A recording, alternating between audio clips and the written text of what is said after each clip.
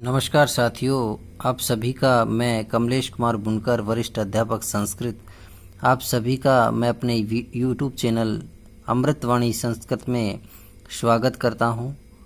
मित्रों, आज मैं आपके सामने कक्षा 7 की पाठ्यपुस्तक रंजनी द्वितीय भाग है का द्वितीय पाठ लेकर उपस्थित हूं।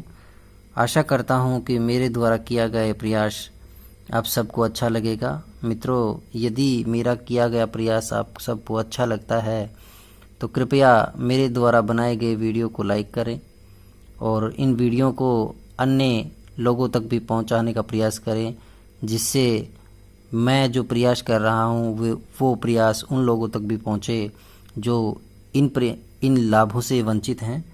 मैं पूर्ण प्रयास कर रहा हूं कि आप लोगों को लाभ मिले। चलो मित्रों, आज हम इस पाठ्य पुस्तक का द्वितीय पाठ देखते हैं। चलो मित्रों, हम पाठ्य पुस्तक का द्वितीय पाठ देख रहे हैं। तो मित्रों, आप देख रहे हो द्वितीय है, पाठ है, द्वितीय है, दूसरा पाठ है, पाठ। यहाँ पाठ है विशेष्य है, द्वितीय विशेषण है। विशेष्य विशेषण समान विभक्ति में होते हैं, ये आप सबको पता है। बुद्धिर यस्य बलम तस्य, बुद्धिर यस्य बलम तस्य, पीछे प्रश्नवाचक चिन्ह है, ये विशेष चीज बता रहा है। बुद्धिर यस्य, ये शब्द बना है बुद्धि विसर्ग प्लस यस्य। यहाँ विसर्ग है, विसर्ग का रै बन गया, संधि दोनों पदों में संधि होने की वजह से, तो विसर्ग संधि के रुत्व संधि है। तो बुद्धिर यस्य, जिसके अंदर बुद्धि होती है। बलम तस्य, वो बलवान होता है। किम यानी क्या, ये प्रश्नवाचक चीज पूछ रहा है कि क्या जिसके अंदर बुद्धि होती है बलवान होता है। तो आप अभी नहीं कहेंगे, ये बात आपको पूर्ण पाठ पढ़ने के बाद ही पता चलेगा कि जिसके अंदर बुद्धि होती है वो बलवान होता है क्या, ये बात हमें बाद में पता चलेगा। हालांकि ये बात सिद्ध है, पूर्व में ही हम विद्वानों से मुख से सुनते आए हैं कि जिसके अंदर बुद्धि होती है वो बलवान होता है, परंतु ये पाठ में प्रश्नवाचक चिन्ह लगाकर हमें ये कहना चाहता है कि क्या बुद्धिवान व्यक्ति के अंदर बल होता है, वो ताकतवर, निश्चित रूप से ताकतवर होता है। तो ये हम इस पाठ में जान पाएंगे। चलो, इस पाठ के अंदर नीचे शीर्षक के नीचे लिख रखा कत्वतु, ये एक प्रत्यय है जो कृत श्रेणी का प्रत्यय है। इसमें ककार और उकार का लोप होता है, तो इसमें तवत शेष बचता है।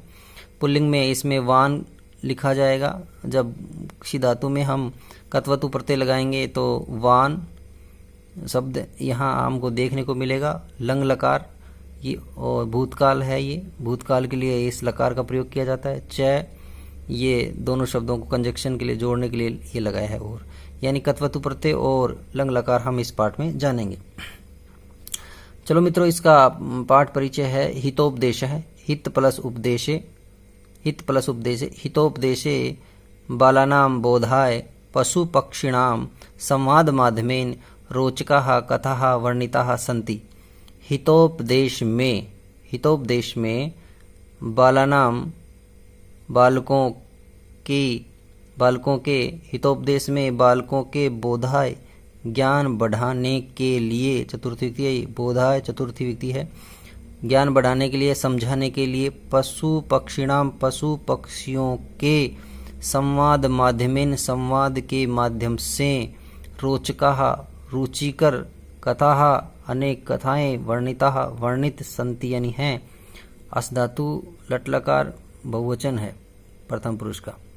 तासु, उनमें, ऐसा यह, अपि मनोहर कथा, उनमें यह भी एक मनोहर कथा है। उन कहानियों में यह भी, ये जो प्रस्तुत है ये भी एक बहुत सुंदर कथा है। अत्र, यहाँ इसी कहानी के अंदर अत्र अव्यय शब्द है। यहाँ वयम, हम सब, यहाँ हम सब, काकस्य कव्य की, चातुर्य विषयम, चतुरता के विषय में, जानीमह जानेंगे। चलो मित्रों, आप पाठ देखते हैं। यहाँ पाठ शुरू है तो यहाँ देखेंगे, एकस्मिन वने, एक वन में, कश्चन कोई, महावृक्ष है, बड़ा वृक्ष, आसीत यानी था।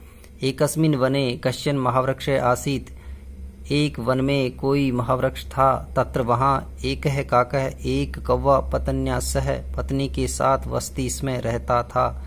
ये वस्ती इसमें शब्द है, सॉरी एक बार और देखो आप, आसीत, ये आसीत यानी था, ये लंग लकार का घोतक है, ये लंग लकार है इसमें। और वस्ती इसमें, वस्ती हालांकि लट लकार है परंतु इसमें शब्द जुड़ने पर लट लकार की क्रियाओं के पीछे इसमें जोड़ने पर वो अर्थ वो लंग लकार के ही निकालते हैं, इसलिए यहाँ भी भूतकाल का ही अर्थ निकाल रहा है। तो ये लंग लकार के घोतक माने जाएंगे। और यहाँ स शब्द के योग में तृतीयोक्ति का प्रयोग होता है, तो पत्नी शब्द की तृतीयोक्ति पत्न्या बना है। तो वहाँ एक कौवा पत्नी के साथ रहता था, तस्य एव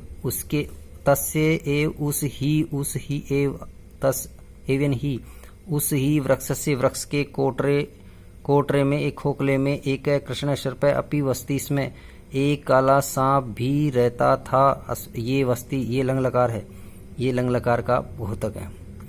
यदा जब काकस्य पत्नी कौवे की पत्नी प्रसूता होती यानी प्रसव से होती, तदा यानी तब कृष्ण सर्प है वो काला सांप तस्याहा उसके स्त्रीलिंग उसके अंडानी खादंती, इसमें उनके अंडों को खा जाता था।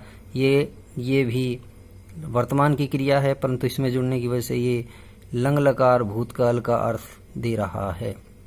एतेन दुखेन इस दुख से काक है कौवा तस्य च पत्नी और उसकी पत्नी महद दुखम अनुभवता है, इसमें बहुत ज्यादा दुख अनुभव करते थे। ये इसमें शब्द भी ये भी अनुभवता, इसमें ये शब्द भी लंग लकार का ही माना जाएगा। चलो मित्रों अगले पद में देखते हैं। अतः इसलिए एक बार काका है कौवा स्व मित्र से अपने मित्र के श्रृंगाल के समीप गत्वा जाकर उक्तवान बोला। ये ध्यान रहे, वान उक्तवान ये कत्वतु प्रत्यय है। एक बार कौवा अपने मित्र श्रृंगाल के समीप जाकर बोला कि भो मित्र हे मित्र, स कृष्ण सर्प है वह काला सांप कथम कैसे मारना चाहिए, उस काले सांप को कैसे मारना चाहिए। उपायम सूचयतु उपाय सुझाओ उपाय बताओ इति ऐसा। श्रृंगाल है एकम उपायम सूचितवान, श्रृंगाल ने एक उपाय बताया या बताई, यहाँ पर ये वान लगा है, ये कत्वतु प्रत्यय है। तत्श्रुत्वा उसे सुनकर इस बात को सुनकर तत्श्रुत्वा यह सुनकर काका बहु संतुष्ट है, कौवा बहुत संतुष्ट हुआ। तदनंतरम तत् प्लस अंतरम जसतु संधि है, यह सुनकर इसके बाद काका उड्डिए कौवा उड़कर ले प्रत्यय है। कौवा उड़कर नगरम आगतवान नगर में आ गया, कत्वतु प्रत्यय है जो कि पाठ के शीर्षक में है। तत्र वहाँ महाराजस्य सरोवरे, वहाँ महाराज के तालाब में अंतःपुर की स्त्रियां राजमहल की स्त्रियां जल क्रीड़ायाम सप्तमी का एक वचन है, क्रीड़ायाम जल क्रीड़ा में मग्नाः आसन मग्न थी, भूतकाल का घोतक है। तासाम वस्त्राणि उनके वस्त्र च आभरणानि, च को पहले मतलब अर्थ निकलेगा, आभरणानि च और उनके वस्त्र और गहने सरोवर से सोपानेसु तालाब की सीढ़ियों पर स्थापितानि आसन रखे हुए थे, भूतकाल का आसन थे।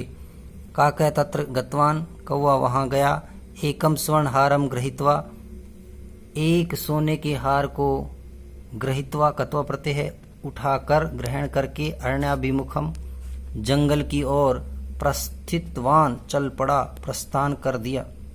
कत्वतु प्रत्यय भाई यहाँ पे कत्वतु प्रत्यय है। तद दृष्टवा उसे देखकर राजभट्टाः राजा के पहरेदार या राजा के सैनिक काकम अनुसृतवंत है कौवे का अनुसरण करने लग गए। काका है अरण्यम आगते कौवा वन में आकर ले प्रत्यय है। महावृक्ष से कोटरे, महावृक्ष के वो बड़े वृक्ष के कोटरे उस खोखले में तम हारम उस हार को पातित्वान गिरा दिया, कत्वतु प्रत्यय। स्वयं दूरम गतवान च और स्वयं दूर जाकर चला गया, राजभट्टाः राजा के पहरेदार तत्र वहां आगतवंत आ गए, राजा के पहरेदार वहां आ गए, राजा के सैनिक वहां आ गए। उसको कोटरे के अंदर में हारम दृष्टवंत है हार को देखा।